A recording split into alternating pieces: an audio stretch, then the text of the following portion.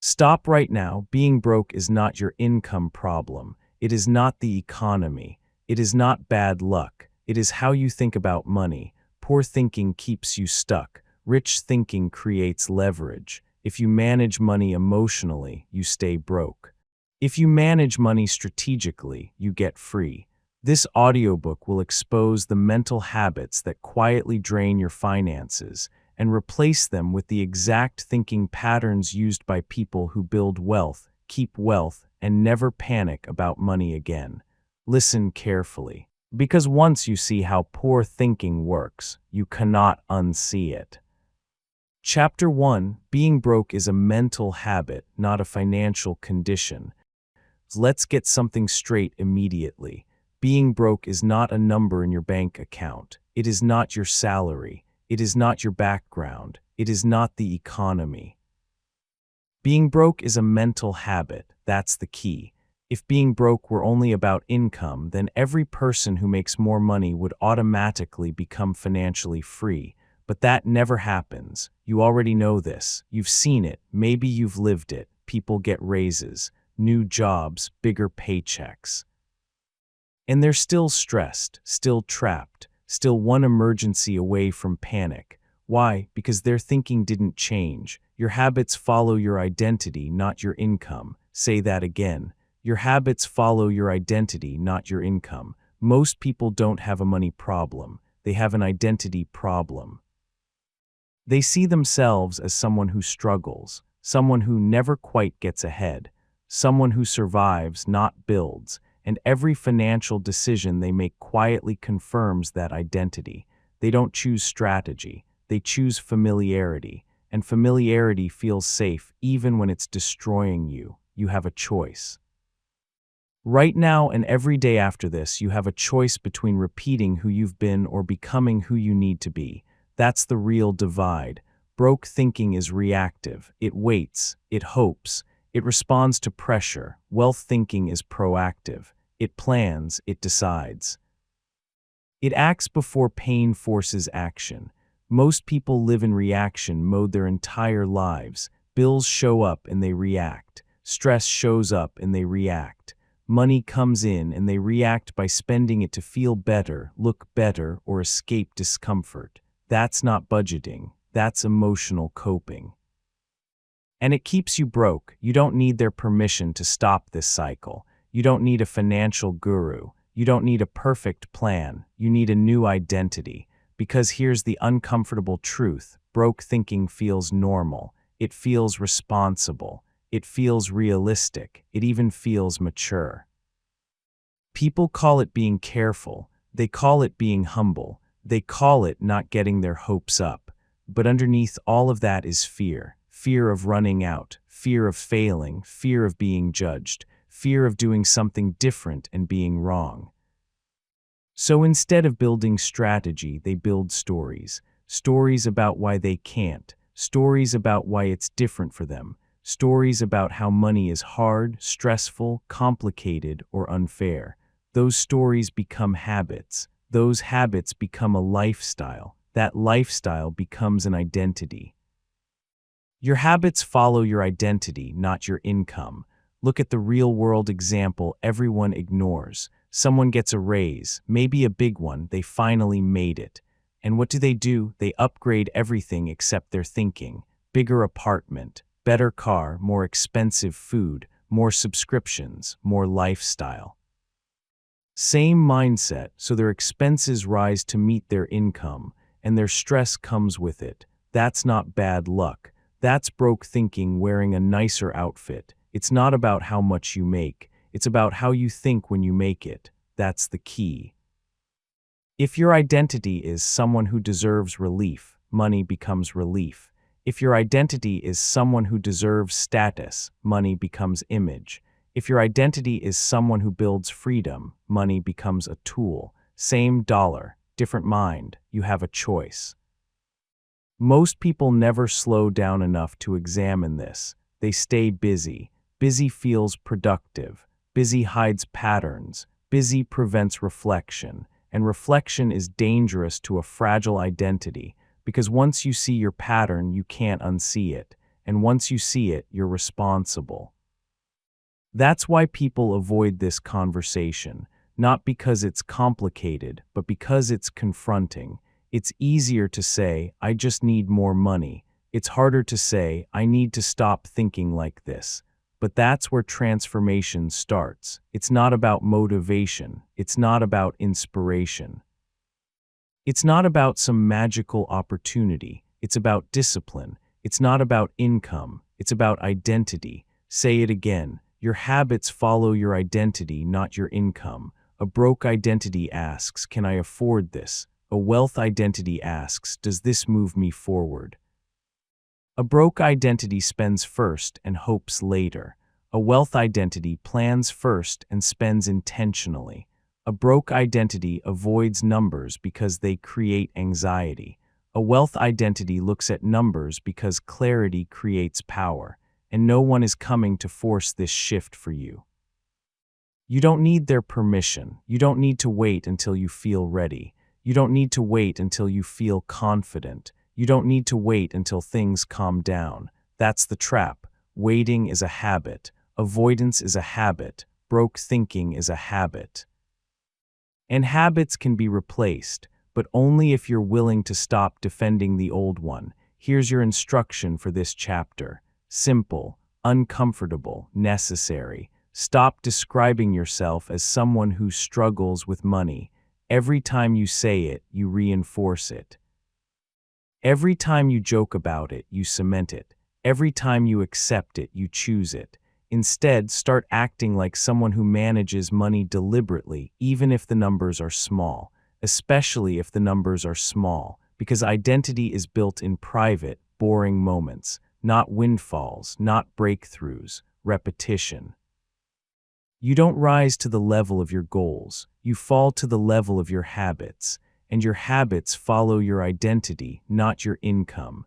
This chapter is not about shame, it's about responsibility, because once you accept that being broke is a mental habit, you gain power. Power to interrupt it, power to replace it, power to choose differently. You have a choice, and that choice will show up again in the next chapter, where we expose the fastest way broke thinking drains your money without you even noticing. You've identified the habit. Now it's time to confront how emotion keeps it alive. Chapter 2, Stop Spending Emotionally or Stay Financially Weak.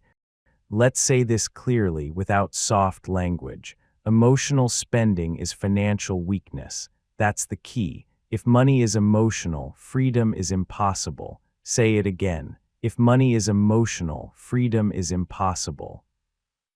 Most people don't spend money because they plan to. They spend because they feel something. Stress, boredom, insecurity, comparison, and money becomes the fastest escape, not the smartest, not the most strategic, the fastest. That's how poor thinking survives. It doesn't argue with logic, it bypasses it. It waits until you're tired, frustrated, lonely, or overwhelmed. Then it whispers, "You deserve this." That phrase has destroyed more financial futures than bad luck ever could. You have a choice.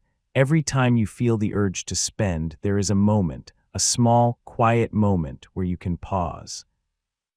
Most people don't. They act immediately. They click, they swipe, they justify. And once the money is gone, the emotion fades. The habit stays. That's not relief. That's reinforcement.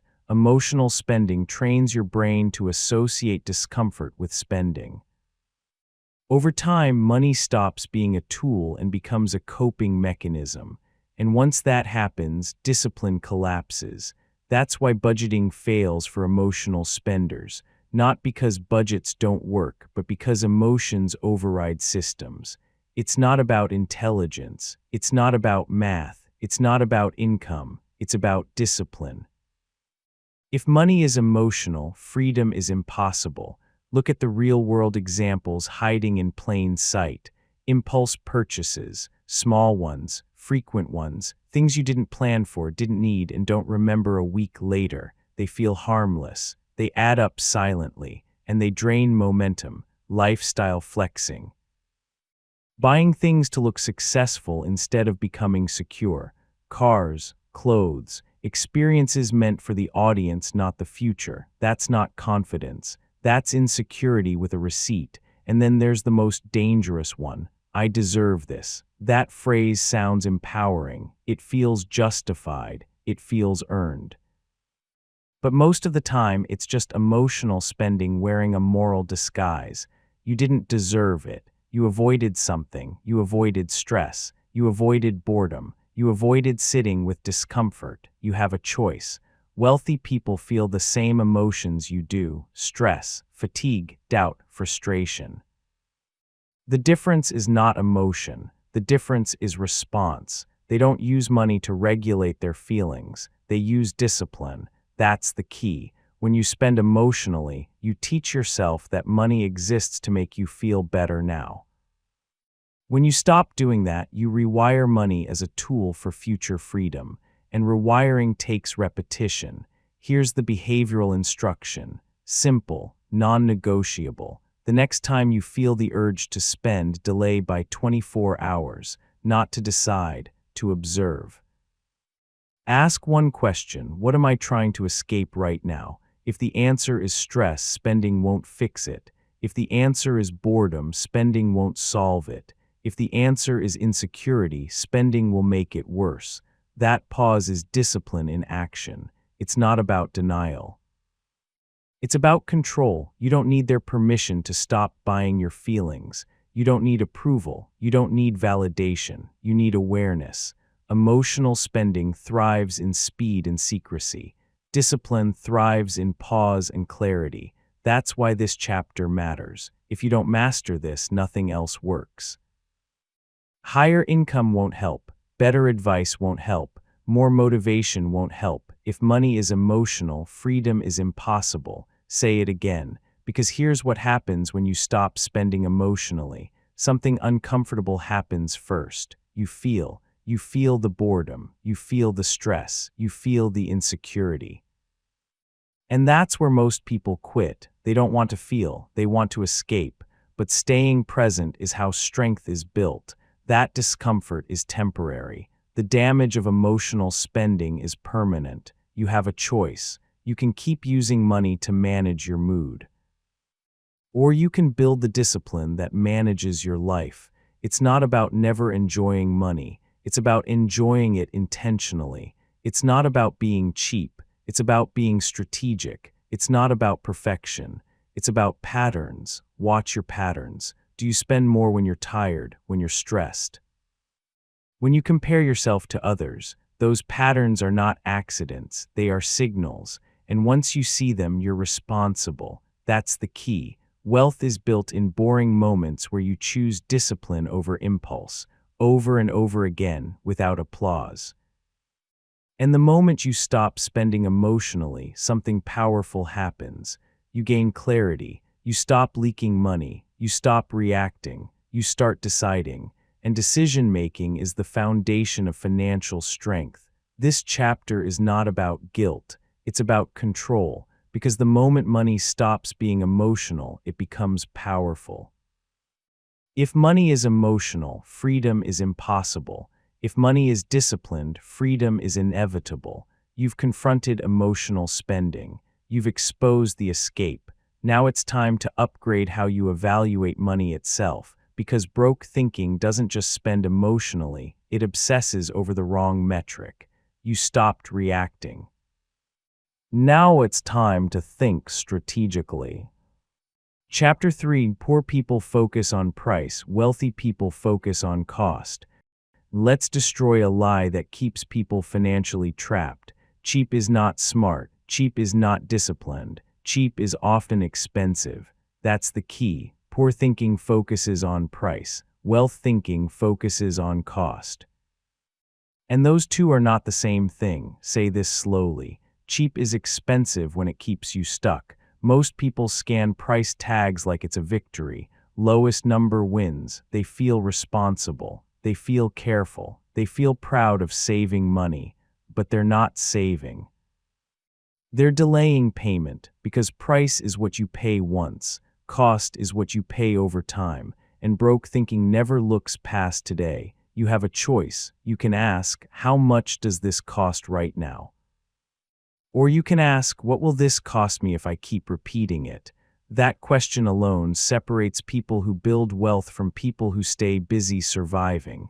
That's the key. Let's talk real world. Cheap shoes wear out. You buy them again, and again, and again. More money spent. More time wasted. More frustration. Cheap tools break. You replace them. Cheap software wastes hours. Cheap solutions create recurring problems. And people call it being budget conscious. It's not about being frugal. It's about being short-sighted. Cheap is expensive when it keeps you stuck. Wealthy thinking does the opposite. It looks at efficiency, durability, leverage. It asks, if I do this right once, what problems disappear forever?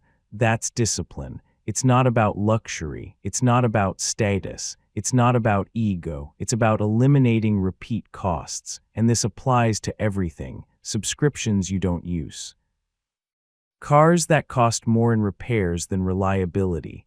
Skills you avoid investing in, so you keep paying with time and stress instead. Time is a cost. Energy is a cost. Mental bandwidth is a cost. Poor thinking ignores all of them. You don't need their permission to think long-term. You don't need approval to spend strategically. You don't need to explain yourself. You need to stop celebrating cheap and start respecting cost. That's the key. Here's where people sabotage themselves. They say, I can't afford the better option. What they mean is, I'm afraid to commit. Because the better option requires responsibility. It requires patience. It requires discipline. Cheap options let you avoid all of that. They feel safer because the number is smaller. But safety that traps you is not safety. It's stagnation. Cheap is expensive when it keeps you stuck. Let's talk money habits. Poor thinking buys the cheapest option and hopes for the best. Wealth thinking buys the right option and removes the problem. Poor thinking chooses short-term relief. Wealth thinking chooses long-term simplicity. Poor thinking asks, what can I get away with? Wealth thinking asks, what actually works? And this is not about buying expensive things. This is about intentional spending. You have a choice. The next time you're about to buy something, ask 2 questions. First, will this solve the problem or just delay it? Second, how many times will I have to pay for this decision? If the answer is over and over, that's not saving money. That's bleeding slowly. That's the key. And this mindset applies beyond objects. Think about skills. Poor thinking avoids investing in learning. They say it's too expensive, so they stay inefficient, they stay slow, they stay dependent. Wealth thinking invests once in competence and gets paid forever. Cheap education is expensive when it leaves you unskilled. Cheap shortcuts are expensive when they waste years. Cheap is expensive when it keeps you stuck. This chapter is about respect. Respect for your future. Respect for your time. Respect for your energy. You don't build wealth by minimizing every number. You build wealth by maximizing value. And value is not always cheap. It's not about price. It's about cost. Say it again. Because here's what happens when you shift this thinking. You stop making defensive decisions. You stop avoiding responsibility. You start designing outcomes. And designing outcomes is how wealth is built. Most people are reacting to price. Very few are designing cost. That's why most people stay where they are. You don't need their permission to think like a builder.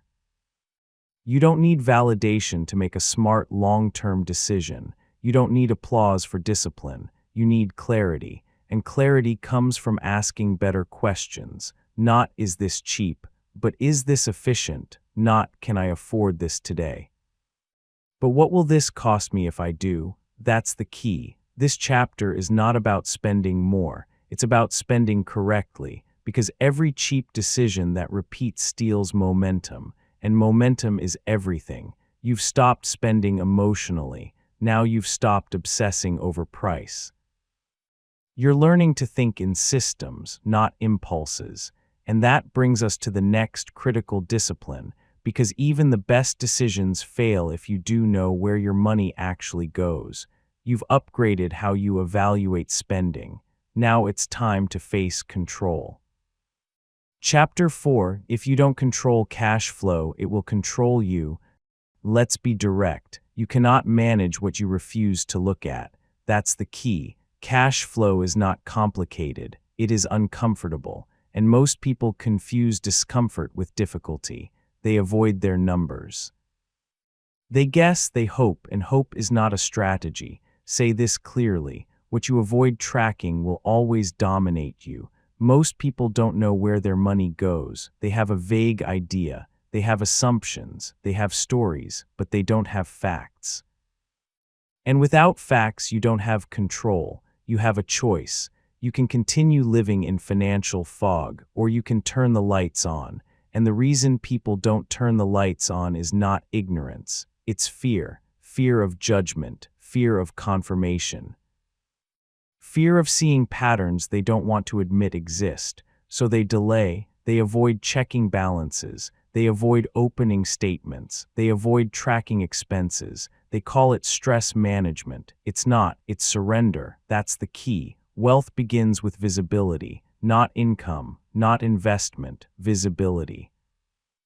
The moment you can see where every dollar goes, you gain leverage. Before that, money controls you, because money flows where attention goes. And if your attention is absent, chaos fills the gap. What you avoid tracking will always dominate you. Let's look at the real-world contrast. Person A checks their accounts once every few weeks, maybe once a month. They flinch, they feel anxiety, they react emotionally. They promise to do better next month. Person B checks weekly, calmly, without drama. They don't judge, they observe, they adjust. Same income, different outcome. Because emotional reaction is not management, observation is. That's the key. People who build wealth treat numbers like data, not identity. They don't see spending as a moral failure. They see it as feedback. Poor thinking makes numbers personal. Wealth thinking makes numbers practical. You don't need their permission to look at your money. You don't need to feel confident first. You don't need everything to be perfect. You need to look. Here's the instruction. Once per week, same day, same time, non-negotiable. You review total income, total spending. Categories where money leaks: no emotion, no excuses, no stories, just facts, because facts remove fear. That's the key. When you avoid tracking, small problems grow. When you track, big problems shrink. Most people think tracking is restrictive. It's not, it's liberating.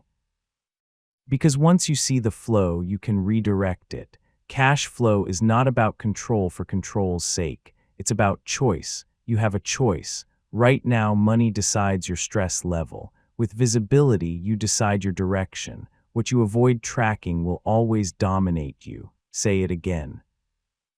And understand this: tracking is not budgeting. Budgeting is planning. Tracking is awareness. You cannot plan what you refuse to acknowledge. And this is where discipline replaces emotion. It's not about being perfect. It's about being consistent. It's not about guilt. It's about clarity. It's not about fear. It's about ownership. Ownership is power. Wealthy people don't panic when they look at numbers. They adjust. Poor thinking panics and then avoids. Avoidance feels good short-term. It costs everything long-term. That's the key. If your heart rate spikes when you check your account, that's a signal. Not to stop looking, but to look more often. Exposure builds tolerance. Tolerance builds confidence. Confidence builds control. You don't need their permission to be in control of your own money. And here's what happens once you track consistently. You start noticing patterns. You see where emotional spending shows up. You see where cheap decisions repeat. Everything from the previous chapters becomes visible. That's why this chapter matters. Without visibility, discipline is impossible. Without discipline, freedom is a fantasy. What you avoid tracking will always dominate you. This chapter is about removing the mystery, because mystery creates fear. And fear creates poor decisions. When money stops being mysterious, it stops being scary. And when it stops being scary, it becomes manageable. You're not bad with money. You've been blind to it, and blindness is curable. You have a choice: keep guessing or start knowing. Because control doesn't come from earning more, it comes from seeing clearly. You've stopped spending emotionally. You've stopped worshiping price. You've started tracking reality. Now you're ready for the next hard truth, because even with visibility, most people stay trapped by one deadly habit: they think too short-term. You can see the numbers. Now it's time to extend your vision. Chapter 5: Broke thinking is short-term thinking. Let's say it without hesitation. Short-term thinking is the enemy of financial freedom. That's the key. Broke thinking chases relief. Wealth thinking builds advantage. And those two paths never meet. Say this clearly: short-term comfort trades long-term freedom. Most people don't ruin their finances with one big mistake. They erode them slowly through thousands of small, short-term decisions. Decisions that feel good now and cost everything later. Fast pleasure, quick relief, immediate gratification. That's the trap. You have a choice. Every financial decision sits at a crossroads. Comfort now or freedom later. Ease today or leverage tomorrow. Most people don't even see the crossroads. They react automatically. That's how cycles are born. They don't plan to stay broke. They plan to feel better. And feeling better becomes the goal. That's the key.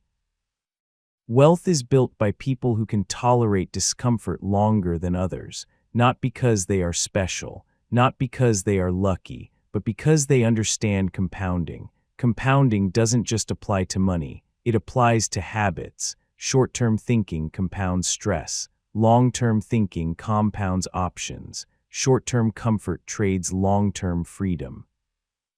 Look at the real-world example everyone recognizes.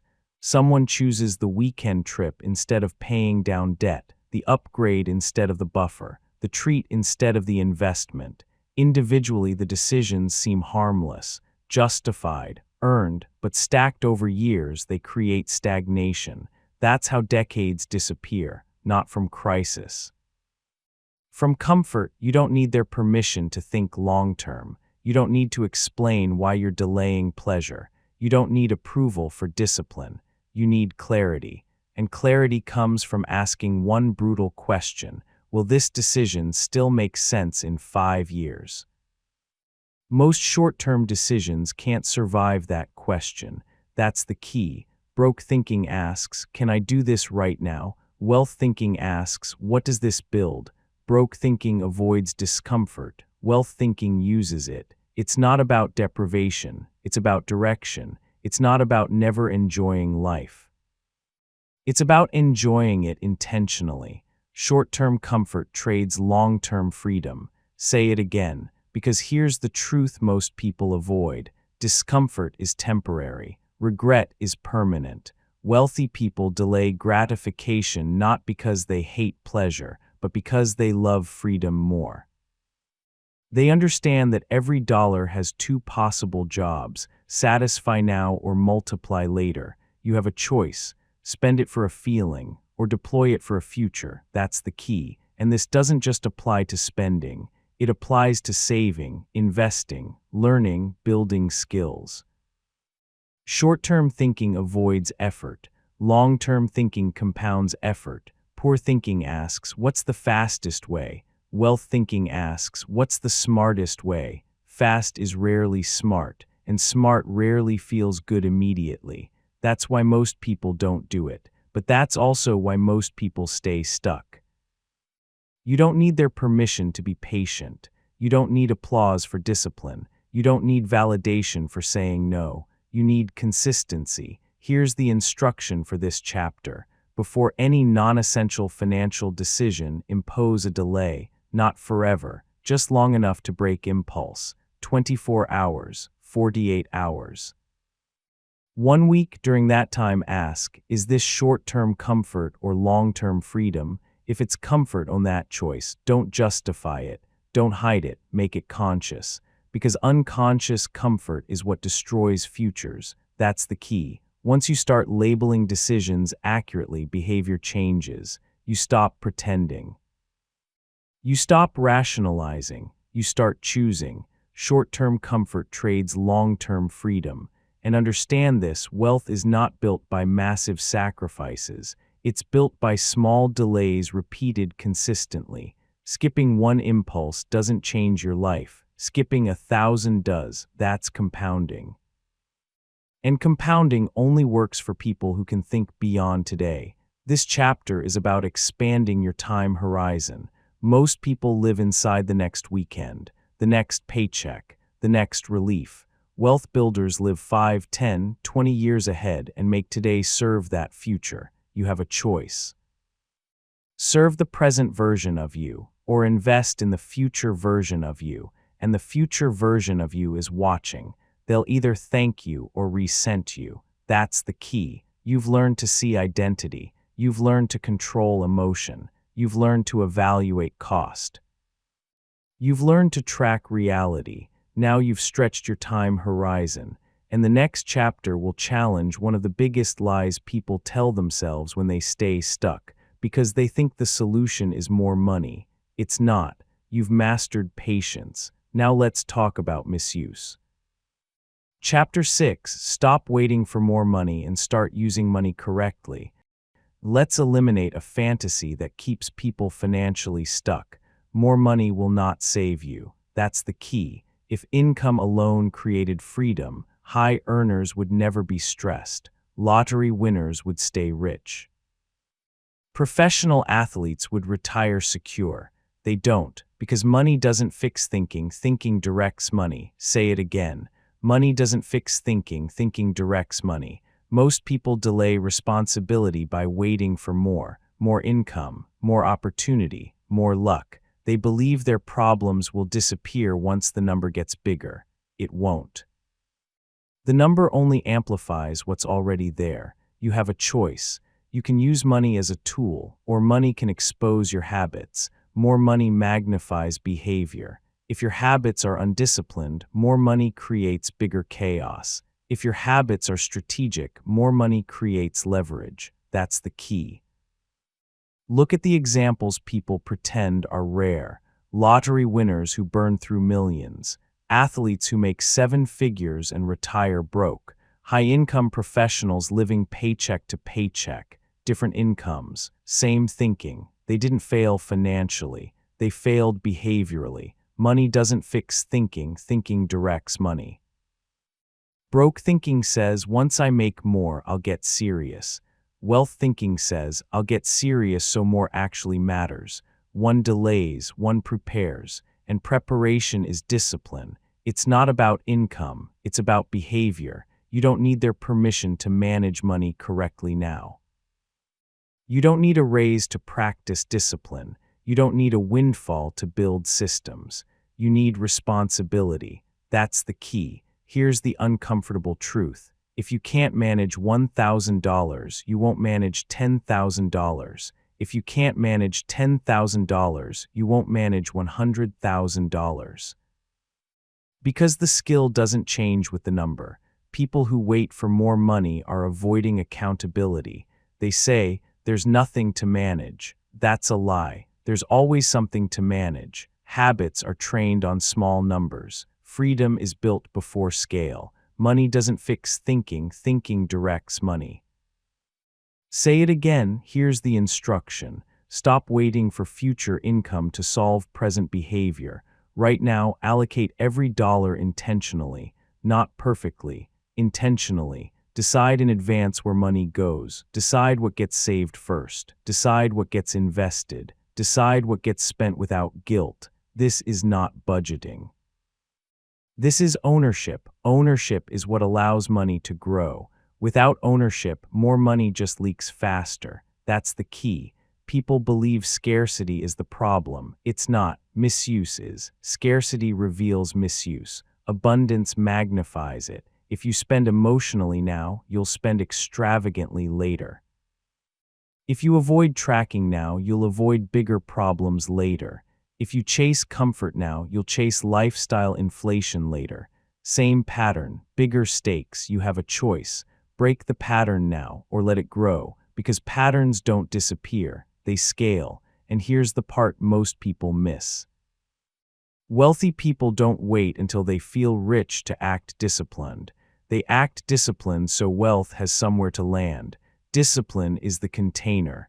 Money is the content. Without the container, content spills. That's the key. You don't need their permission to build the container now. You don't need permission to automate savings. You don't need permission to separate spending accounts. You don't need permission to set rules. Rules protect you from yourself, and rules built now will protect you later. Money doesn't fix thinking. Thinking directs money. This chapter is about eliminating delay. Delay is the quiet killer of progress. I'll do it when, I'll start once, I'll get serious after never arrives. You build habits in the present or you repeat mistakes in the future. You have a choice. Use what you have correctly or misuse what you get later. And the reason this chapter matters is simple. Most people don't fail because they never get more money. They fail because when they do, it doesn't change anything. Same stress, same anxiety, same lack of control, different number. That's not progress, that's decoration. You don't need more money to practice discipline. You need discipline so money stops controlling you. That's the key. And once you stop waiting for more and start using money correctly, something powerful happens. You feel capable, you feel prepared, you feel in control, and control is confidence. Now you're ready for the next level, because even with correct usage, most people sabotage themselves through inconsistency. They know what to do, they just don't do it repeatedly. You've stopped waiting. Now let's talk about execution. Chapter 7, The Discipline Gap is Why Most People Never Build Wealth. Let's end the confusion. Motivation does not build wealth. Inspiration does not build wealth. Intensity does not build wealth. Discipline does. That's the key. Most people know what to do. They've read the books. Watched the videos, heard the advice. Their problem is not information. Their problem is the discipline gap, and that gap is where financial dreams die. Say this clearly. Discipline creates freedom. Emotion creates chaos. Wealth is built through boring, repetitive actions done consistently over long periods of time. And boring is exactly why most people don't do it. They wait to feel ready. They wait to feel motivated. They wait to feel inspired. But feelings are unreliable. You have a choice. You can let emotions decide your behavior, or you can let rules decide your behavior. Only one of those creates freedom. That's the key. Emotional decision-making feels powerful in the moment. It feels intuitive. It feels human. But over time, it creates chaos, because emotions change daily. Discipline does not. Discipline removes choice. Discipline removes debate. Discipline removes negotiation. And that's why it works. Discipline creates freedom. Emotion creates chaos. Look at the real-world examples. Automated saving. Money moves before you can touch it. No decision, no emotion, just consistency. Automated investing. Same amount, same schedule. Market up or down. No panic, no excitement. Just time doing the work. Rule-based spending. Clear limits. Clear priorities. No guilt, no impulse. These systems outperform emotional decisions every time. Not because they're clever, because they're boring. That's the key. Most people want financial freedom without financial discipline. They want results without repetition. They want progress without structure. That's not how reality works. You don't need their permission to be disciplined. You don't need approval to live below your means. You don't need validation for consistency. You need commitment. And commitment is proven through behavior, not intention. Here's the hard truth. If your financial plan requires you to feel good, it will fail. If your financial plan works when you feel tired, stressed, bored, or unmotivated, it will succeed. Discipline is not about willpower. It's about design. It's not about trying harder. It's about removing temptation. That's the key. Wealthy people don't trust themselves to make perfect decisions every day. They assume they won't. So they build systems that protect them from themselves. Poor thinking relies on self-control. Wealth thinking relies on structure. Self-control breaks under pressure. Structure holds. Discipline creates freedom. Emotion creates chaos. Say it again. And understand this: discipline is not punishment, it's relief. When decisions are automated, stress disappears. When rules are clear, guilt fades.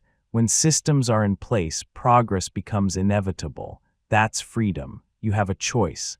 Live reactively, negotiating with yourself every day, or live intentionally, letting systems carry you forward. Here's the instruction for this chapter. Create 3 non-negotiable rules: 1 for saving, 1 for investing, 1 for spending. They don't have to be perfect. They have to be consistent. Save first. Invest automatically. Spend what's left intentionally. No emotion, no exceptions, no stories. That's discipline. And discipline compounds. Most people underestimate what boring consistency can do over time. They overestimate what bursts of motivation can do. Motivation fades. Discipline remains. That's the key. And here's why this chapter matters so much. Without discipline, everything you've learned so far collapses. You can understand identity and still act emotionally. You can track numbers and still overspend. You can think long-term and still choose short-term comfort. Discipline is the bridge between knowledge and results. Without it, nothing crosses. You don't need their permission to build boring systems. You don't need applause for showing up consistently. You don't need excitement to stay disciplined. You need patience. Because wealth is not dramatic, it is quiet, it is slow, it is repetitive, and that's why most people miss it. Discipline creates freedom. Emotion creates chaos. This chapter is about choosing boredom over volatility, structure over stress, systems over feelings, and once discipline is in place, something interesting happens. You stop thinking about money all the time. You stop stressing over every decision. You stop reacting, because systems are working in the background. That's real freedom. You've closed the discipline gap. Now it's time to confront another silent trap, one that keeps people broke even when they're disciplined. The need to look successful. You've built structure. Now let's strip illusion. Chapter 8. Stop trying to look rich while staying broke. Let's confront one of the most expensive lies people live by. Looking rich is not the same as being wealthy. That's the key. In fact, most of the time, looking rich is the fastest way to stay broke. Say this clearly. Looking rich delays becoming rich. Image-focused spending is a trap, and it's a trap designed perfectly for insecure thinking. It convinces you that appearance equals progress. That perception equals success. It doesn't. It equals pressure. You have a choice. You can build wealth quietly, or you can perform success loudly. Only one of those pays you back. That's the key. Most people don't spend to improve their lives. They spend to manage how they're seen. They buy cars to signal status, clothes to signal confidence, experiences to signal success. But the signal is expensive, and the audience doesn't pay your bills. You don't need their permission to stop performing. You don't need approval to live below your means. You don't need validation to choose privacy over applause. You need clarity. Because here's the truth people avoid. Debt-funded luxury is not wealth. It's anxiety with better packaging. Luxury purchases on credit feel powerful at first. They feel like arrival. They feel like proof, but underneath is stress, payments, pressure, obligation. That's not freedom. That's a costume. Looking rich delays becoming rich. Say it again. Wealthy people don't need to prove anything. They don't need to announce progress. They don't need to impress strangers. They're too busy building. Quiet wealth is boring. Invisible discipline is unglamorous. And that's why it works. That's the key. Poor thinking asks, what will people think? Wealth thinking asks, what does this cost me long term? Poor thinking spends to be seen. Wealth thinking saves to be free. It's not about style. It's not about enjoyment. It's not about never buying nice things. It's about timing and intention. Looking rich delays becoming rich. Here's the real-world contrast. Person A drives a luxury car with a high payment. They look successful. They feel stressed. One missed paycheck creates panic. Person B drives a reliable car they already own. No one notices. No one applauds. Their cash flow builds quietly. 5 years later, only one of them has options. That's the key. Options come from discipline, not display. And this chapter matters because image spending is addictive. Social media magnifies it. Comparison fuels it. And insecurity justifies it. Everyone looks ahead and feels behind, so they spend to catch up.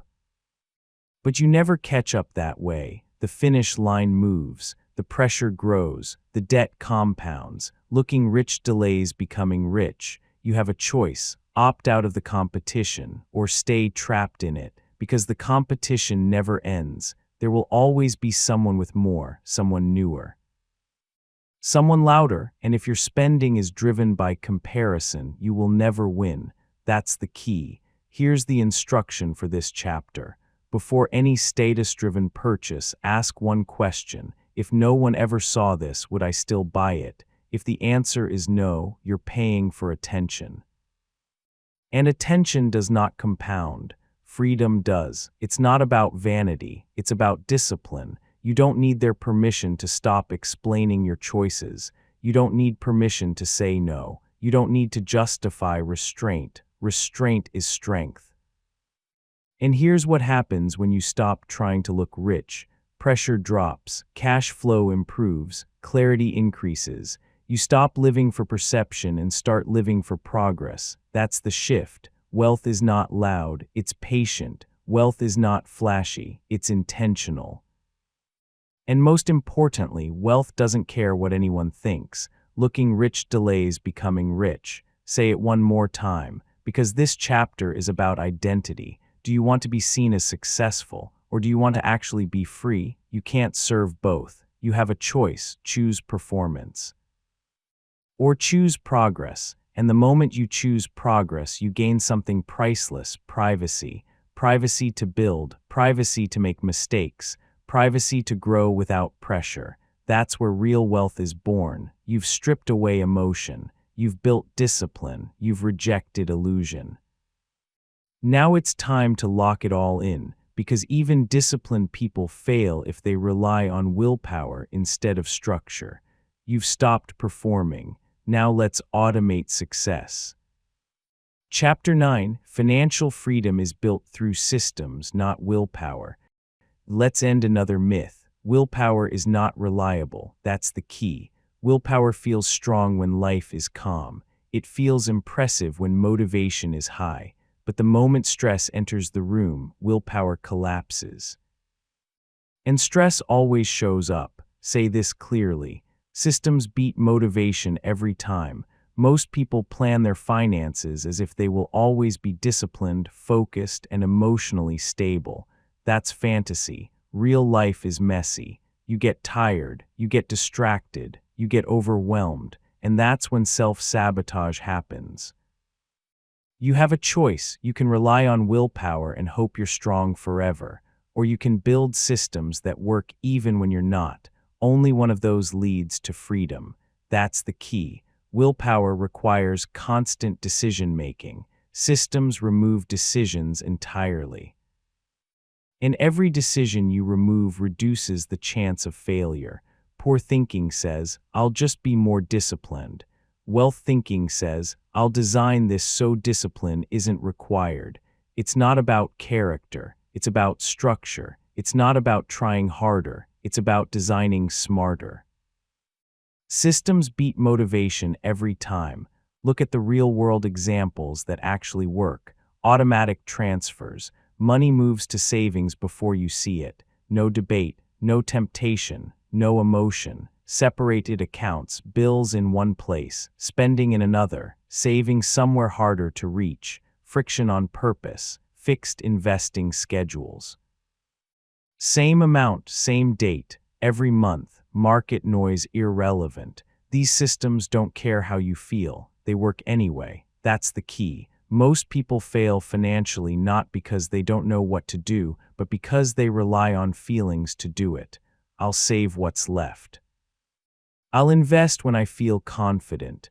I'll spend responsibly next month. That's not a plan, that's a hope, and hope collapses under pressure. You don't need their permission to automate your finances. You don't need approval to simplify your system. You don't need validation to remove temptation.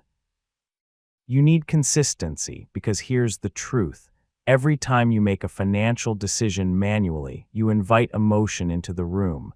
Emotion brings excuses. Excuses bring delay. Delay kills momentum. Systems remove emotion. That's the key. Think about this honestly.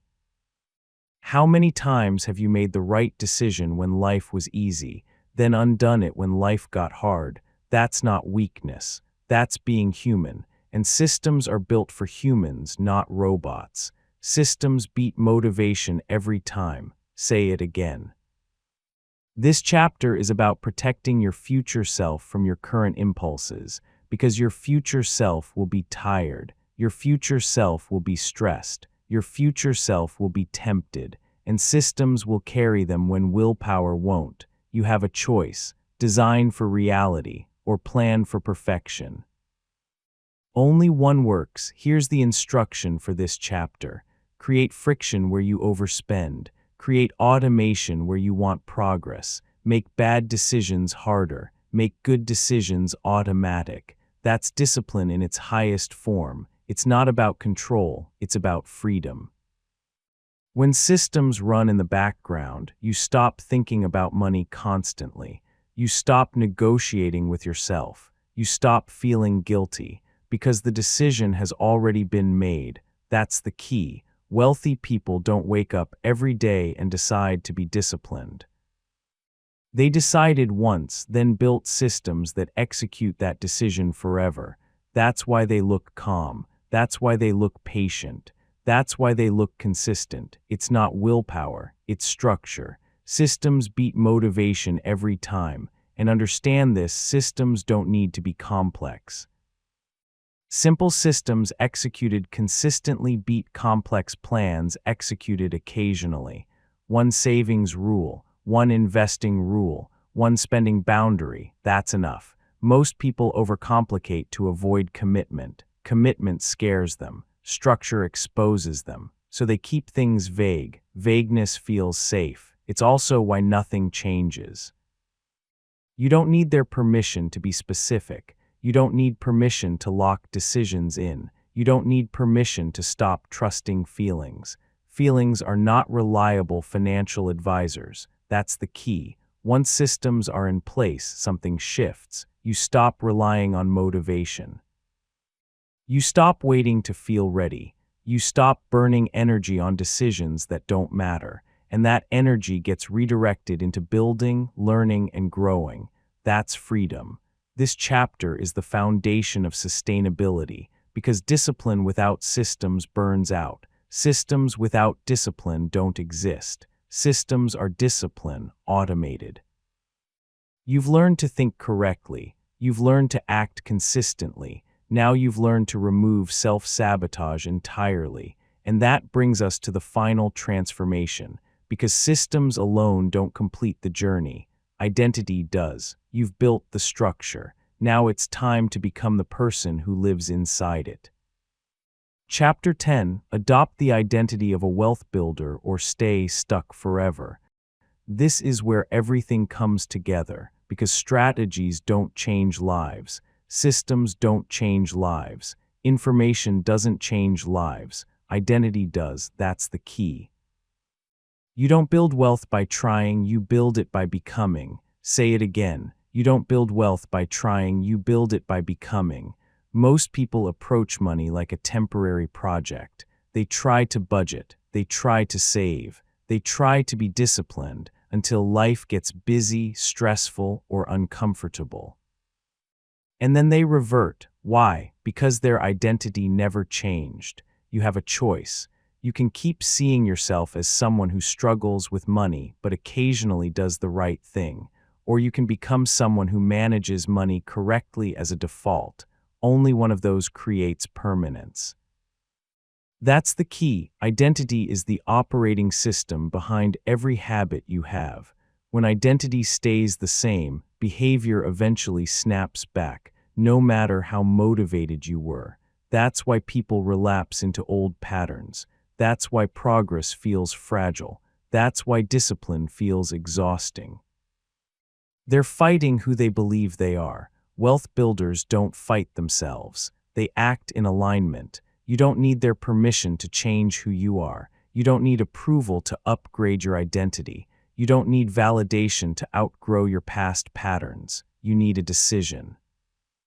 Because once identity shifts, behavior follows naturally. That's the key. A wealth builder doesn't ask, "Do I feel like saving?" They ask, "What does a disciplined person do?" A wealth builder doesn't debate every purchase.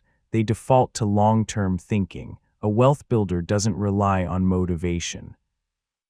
They rely on standards. Standards are identity in action. You don't build wealth by trying, you build it by becoming. Most people think identity comes after success, that once they have money, they'll feel confident, disciplined, and secure. It's backwards. Identity comes first, behavior follows, results arrive last.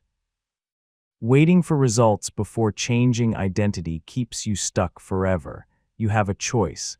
Change the identity now, or wait for permission that never comes. That's the key. Here's the practical shift. Before every financial decision, everyone, you ask a single question: what would a disciplined person do here? Not a perfect person, not a rich person, a disciplined person. That question interrupts old patterns. It pulls you out of emotion. It replaces impulse with identity. And over time, the question becomes unnecessary because the answer becomes automatic. That's how identity is installed. You don't need their permission to act like the person you're becoming. You don't need to feel ready. You don't need confidence first. Confidence is built after consistent action, not before. That's the key. Most people stay stuck because they say, "That's just not me." They say it about saving. They say it about discipline. They say it about long-term thinking. And every time they say it, they lock the door. Identity statements are self-fulfilling, so you replace them, not with affirmations, with actions. Identity is proven, not declared. Every disciplined action casts a vote. Every intentional decision reinforces the new self-image, and over time, the votes add up. You don't build wealth by trying, you build it by becoming. This chapter is not about pretending, it's about practice. Practice being the person who plans. Practice being the person who tracks.